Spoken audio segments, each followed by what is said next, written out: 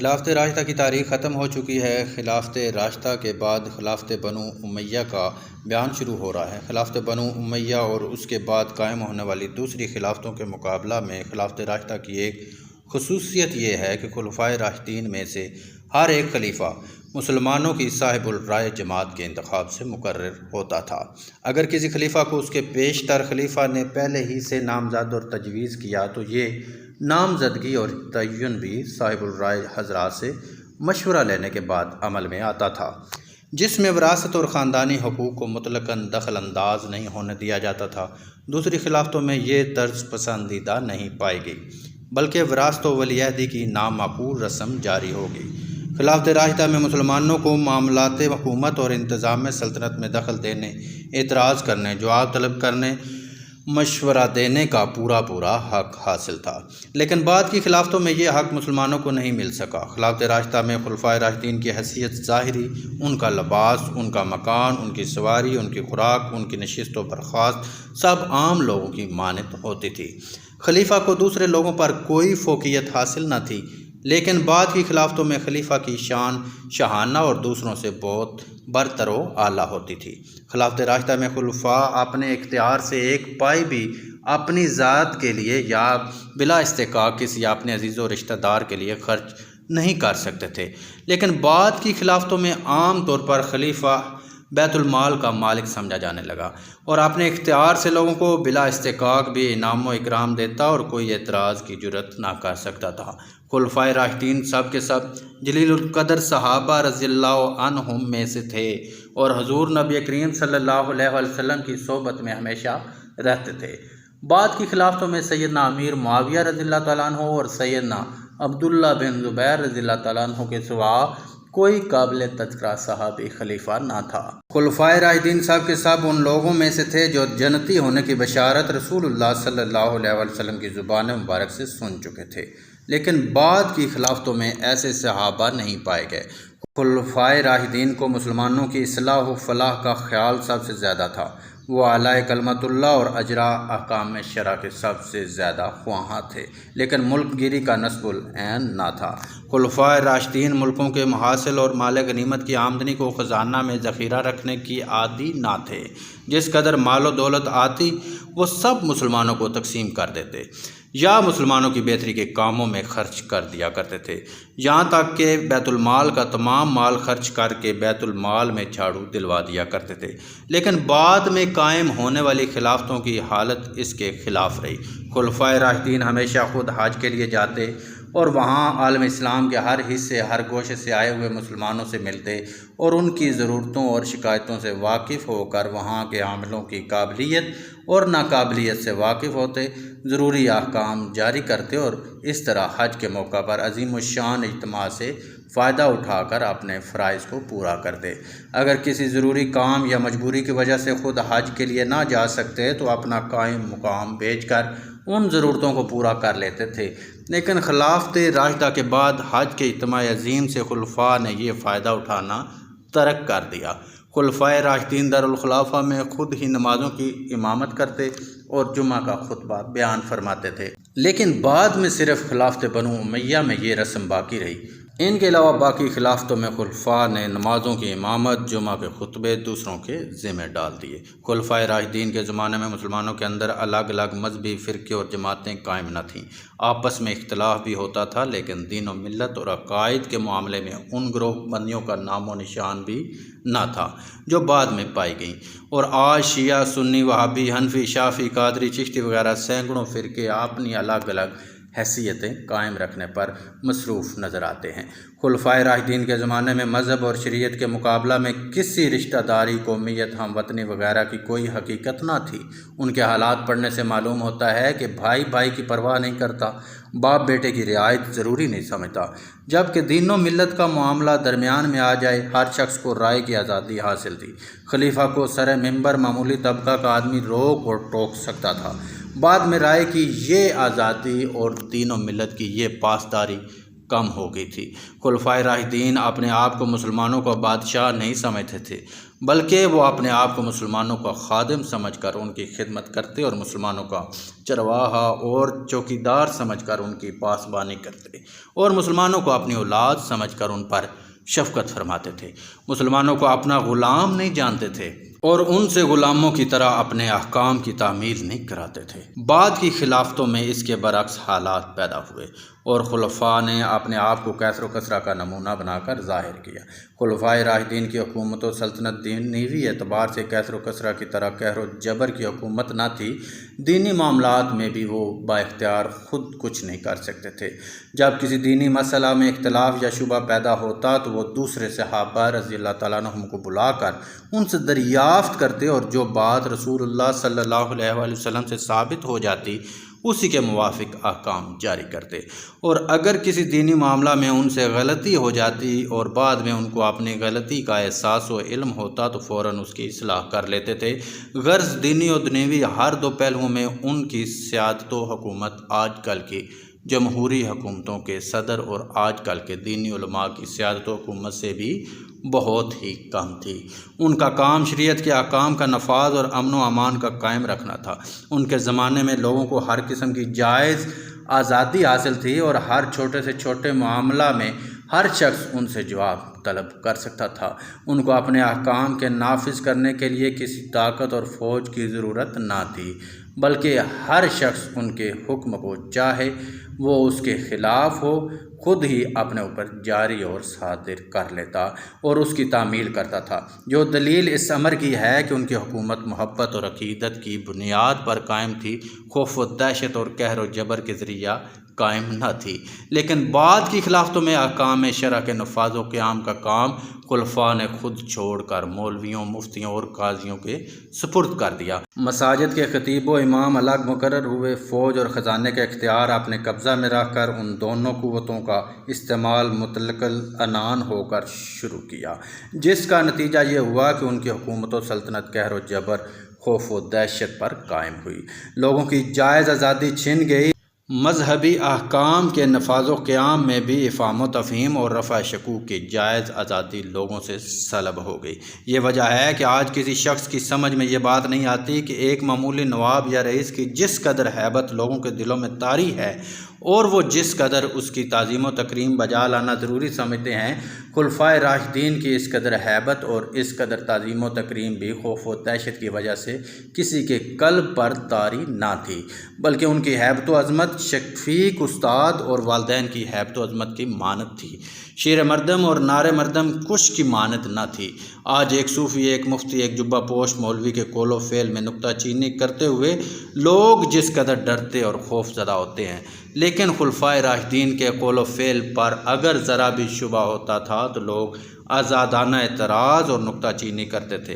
خلافت راشدہ کے زمانہ میں جس قدر ممالک میں اسلام پھیل گیا تھا اور دنیا کے جن جن حصوں میں صحابہ کرام رضی اللہ تعالیٰ عنہم کا قدم پہنچ گیا تھا، اس کی برکت سے آج تک بھی ان تمام ملکوں کی غالب آبادی کا مذہب اسلام ہی ہے۔ جو ممالک خلافت راشدہ کے بعد مفتوح ہوئے اور جن میں صحابہ کرام رضی اللہ عنہم کے قدم نہیں پہنچے، ان ملکوں کے مسلمانوں کی اسلامی عصبیت اور ان ملکوں میں اسلامی عظمت اور اس کا استحکام اس درجہ پر نہیں پایا جاتا۔ اس حقیقت پر غور کرنے سے اس روحانی اثر و طاقت کا کچھ اندازہ ہو سکتا ہے جو صحابہ کرام رضی اللہ عنہم میں صحبت نبوی صلی اللہ علیہ وسلم سے پیدا ہو گئی تھی۔ تاریخ اسلام کی اس پہلی جلد میں خلافت راشدہ کی مختصر مجمل تاریخ بیان ہو چکی ہے۔ اس پہلی جلد میں اکثر صحابہ کرام رضی اللہ عنہم کے نام واقعات کے سلسلہ میں بیان ہوئے ہیں۔ صحابہ کرام رضی اللہ عنہم میں 10 صحابی جن کو عشرہ مبشرہ کے نام سے یاد کیا جاتا ہے زیادہ معزز و مکرم ہیں۔ یہ وہ 10 بزرگ ہیں جنہوں نے اپنے اعمال حسنہ کی بدولت اس دنیا ہی میں رسول اللہ صلی اللہ علیہ وسلم کی زبان مبارک سے اپنے جنتی ہونے کی بشارت سن لی۔ ان بزرگوں میں سے سیدنا ابوبکر صدیق رضی اللہ تعالیٰ عنہ، سیدنا عمر فاروق رضی اللہ عنہ، سیدنا عثمان غنی رضی اللہ عنہ، سیدنا علی رضی اللہ تعالیٰ عنہ، سیدنا عبد الرحمن بن عوف رضی اللہ تعالیٰ عنہ، سیدنا طلحہ رضی اللہ تعالیٰ عنہ، سیدنا زبیر رضی اللہ تعالیٰ عنہ، سیدنا ابی وقاص رضی اللہ تعالیٰ عنہ، سیدنا عبیدہ بن جراح رضی اللہ تعالیٰ عنہ، اور سیدنا سعید بن زید رضی اللہ تعالیٰ عنہ۔ سیدنا سعید بن زید رضی اللہ تعالیٰ عنہ آپ سیدنا عمر فاروق رضی اللہ تعالیٰ عنہ کے چچیرے بھائی اور بہنوئی تھے۔ تمام غزوات میں رسول اللہ صلی اللہ علیہ وسلم کے ساتھ رہے، صرف بدر میں شریک نہ تھے، مگر رسول اللہ صلی اللہ علیہ وسلم نے ان کو بدر کی غنیمت سے حصہ دیا اور بدریوں میں شمار کیا۔ آپ بڑے باکرامت اور مستجاب الدعوات تھے۔ 51 ہجری میں 72 سال کی عمر میں آپ نے وفات پائی۔ ایک مرتبہ ایک عورت نے زمین کا جھوٹا دعویٰ آپ پر کیا۔ آپ نے بد دعا کی کہ الہی اگر یہ اپنے دعویٰ میں جھوٹی ہے تو اس کو اندھا کر دے۔ وہ عورت اندھی ہو گئی اور چند ہی روز کے بعد کہیں جاتی تھی کہ ایک کنویں میں گر پڑی اور مر گئی۔ ایک روز کوفہ کی جامع مسجد میں سیدنا علی رضی اللہ عنہ کی نسبت ایک شخص سے ناشدنی الفاظ سن کر آپ نے فرمایا کہ ابو بکر و عمر و عثمان و علی، طلحہ و زبیر و عبیدہ و سعد بن ابی وقاص، عبد الرحمن بن عوف، یہ 9 اشخاص عشرہ مبشرہ میں سے ہیں۔ ایک شخص نے پوچھا کہ سیدنا اس 10ویں کا بھی نام بتا دیجئے۔ آپ یہ سن کر خاموش رہے۔ جب اس نے دوبارہ بااصرار دریافت کیا تو آپ نے فرمایا کہ 10واں میں ہوں۔ الہی مجھ گناہگار کو بھی جنت عطا فرما اور حسنات دارین عطا کر، آمین یا رب العالمین۔ رب اغفر وارحم وانت خیر الراحمین۔ اے اللہ، مجھ سے اس تصنیف میں جو غلطی سرزد ہوئی ہو تو اس کے بد نتیجہ سے مجھ کو اور اس کے مطالعہ کرنے والوں کو محفوظ رکھ۔ الہی تو میری اس محنت کو مثمر خیرات کر اور میرے اس عمل کو ضائع ہونے سے بچا لے۔ الہی کتاب و طباعت کی غلطیوں سے بہت سی تصانیف کا مرتبہ کم ہو جاتا ہے۔ اس نقص اور سقم سے اپنی کتاب کو بچانے کے لیے میرے پاس کوئی طاقت اور سامان نہیں ہے۔ تو ہی اس کے کاتب و تابع کو نیک توفیق دے اور نقائص و اسقام سے اس کو بچا۔ الہی ابن جریر، ابن اسیر، ابن خلدون، ابن فدا، ابن سعد، جلال الدین سیوطی، امام بخاری، امام مسلم، امام ترمذی، ابن ہشام اور واقدی کی روحوں پر اپنی رحمت نازل کر، کیونکہ تاریخ اسلام کی یہ پہلی جلد زیادہ تر انہی کی محنتوں کے نتائج کی خوشہ چینی سے مرتب ہو سکی ہے۔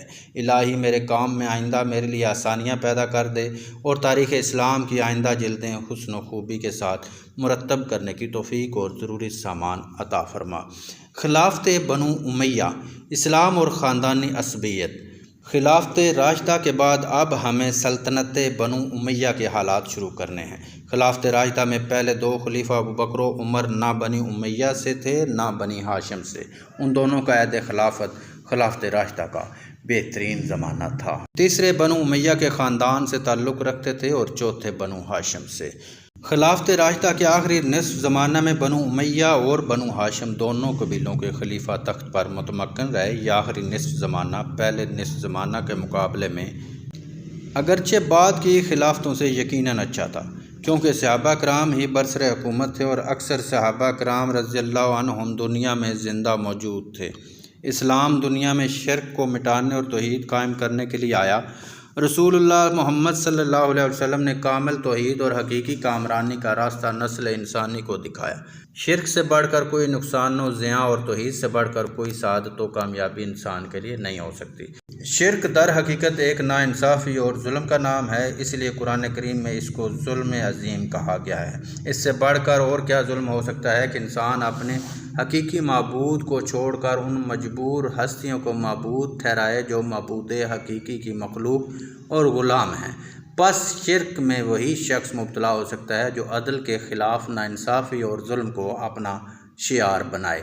اس ظلم و ناانصافی میں مبتلا کرنے والی سب سے بڑی چیز جہالت اور بے جا محبت ہے، جس کو اصطلاح قرآنی میں دلال اور گمراہی کے نام سے یاد کیا گیا ہے۔ اب غور کرو اور سوچو کہ اپنے خاندان اور قبیلے کے بزرگوں کی بے جا محبت میں ان کے ناموں، ان کی تصویروں، ان کے مجسموں، ان کی قبروں کی بے جا تعظیم کے ذریعے دنیا میں سب سے زیادہ شرک نے رواج پایا، اور اسی گمراہی کے ذریعے نوع انسانی نے اپنے خالق و مالک و معبود کو فراموش کر کے اپنے آپ کو ہلاکت کے گڑھے میں گرایا۔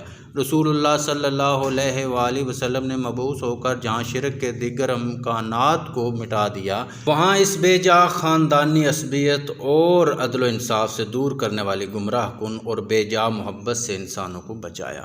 دوسری چیز جو انسان کو ظلم عظیم میں مبتلا کر سکتی ہے اور کرتی رہی ہے، تکبر اور بے جا تفاخر ہے۔ اسی نے ابلیس کو ابلیس بنا کر شیطان نے رجیم بنایا، اور اسی کے ذریعے شیطان نے اکثر انسانوں کو صراط مستقیم سے ہٹا کر ہلاکت آفرین راہوں پر چلایا۔ یہ بے جا تفاخر جب بے جا محبت کے ساتھ مل جاتا ہے تو گمراہی اور ہلاکت کا نہایت زود اثر معجون نو انسان کے لیے تیار ہو جاتا ہے۔ رسول اللہ صلی اللہ علیہ وسلم نے اس ہلاکت آفرین سامان شرک، تعصب و تکبر کو مٹانے اور دور کرنے کے لیے فتح مکہ کے روز خانہ کعبہ کے دروازے میں کھڑے ہو کر تمام باشندگان مکہ اور شرفائے عرب کے اجتماع عظیم کو مخاطب کر کے فرمایا کہ اے گروہ قریش، اللہ تعالیٰ نے تم سے جاہلیت کے تکبر اور باپ دادا کے فخر کو دور کر دیا۔ تمام انسان آدم کی اولاد ہیں اور آدم مٹی سے پیدا ہوئے تھے۔ خدا تعالیٰ فرماتا ہے، اے لوگو، ہم نے تم کو نر و مادہ سے پیدا کیا اور تمہاری شاخیں اور قبائل بنائے تاکہ تمہاری الگ الگ پہچان ہو۔ اللہ تعالیٰ کے نزدیک تم میں زیادہ عزت والا وہی ہے جو زیادہ نیک ہے۔ نسلی اور قبائلی تفاخر کو مٹانا در حقیقت شرک کے امکانات کو مٹا کر توحید کی استعداد کا پیدا کرنا تھا۔ ساتھ ہی قبیلوں اور برادریوں کے وجود اور ان کے امتیازات سے بھی انکار نہیں ہے، لیکن بزرگی اور فضیلت کو نسل برادری سے متعلق نہیں رکھا گیا۔ بزرگی و برتری صرف خدا شناسی و خدا ترسی سے تعلق رکھتی ہے۔ ہر ایک شخص متقی باللہ تعالی بن کر مستحق کرامت بن سکتا ہے، اور ہر ایک قبیلہ کا ہر ایک شخص اپنی بدعمالیوں کے ذریعے رذالت و ذلت کما سکتا ہے۔ اس صحیح روش اور جادہ مستقیم پر گامزن کر کے رسول اللہ صلی اللہ علیہ وسلم نے لوگوں کو فلاح دارین اور سعادت انسانی تک پہنچایا۔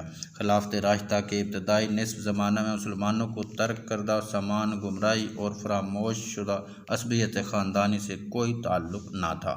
بلال حبشی کو اکابر قریش سیدی، میرے آقا کہہ کر پکارتے تھے، اور نیک اعمال کی بنا پر ان کو اپنے آپ سے زیادہ مکرم و معظم جانتے تھے۔ اسامہ بن زید رضی اللہ تعالیٰ عنہ کی سپہ سالاری میں بڑے بڑے خاندانی مہاجرین و انصار کو محکوم بنا کر بھیجنے میں یہی حکمت تھی کہ کسی کے گوشہ قلب میں یہ خیال باقی نہ رہ سکے کہ محض قوم یا نسل یا خاندان کی وجہ سے کوئی معظم و مکرم بن سکتا ہے۔ حکومت و خلافت اگر کسی خاص قبیلہ اور خاص خاندان کا حق ہوتا تو رسول اللہ صلی اللہ علیہ وآلہ وسلم صوبوں اور ولایتوں کی حکومت میں بنی ہاشم کے سوا کسی دوسرے کو عامل بنا کر نہ بھیجتے، اور فوجوں کی سپہ سالاری سوائے بنی ہاشم کے کسی دوسرے کو عطا نہ فرماتے۔ لیکن آپ صلی اللہ علیہ وسلم نے بہت ہی کم کسی ہاشمی کو فوج کی سپہ سالاری یا کسی ولایت کی حکومت پر مامور فرمایا۔ آپ صلی اللہ علیہ وآلہ وسلم نے ہمیشہ ذاتی قابلیت کے موافق لوگوں کو سرداریاں اور حکومتیں عطا فرمائیں، اور کسی خاندان یا قبیلہ سے تعلق رکھنے کو حکومت و سرداری کے لیے جائز استحقاق نہیں سمجھا۔ یہی سبب تھا کہ دربار نبوی صلی اللہ علیہ وآلہ وسلم سے غلاموں تک کو قابلیت کے سبب اکابر قریش کی سرداری اور عظیم و سپہ سالاری حاصل ہو سکتی تھی۔ توحید کامل سکھانے والے استاد کامل سے اس کے سوا کسی دوسرے طرز عمل کی توقع بھی نہیں ہو سکتی تھی۔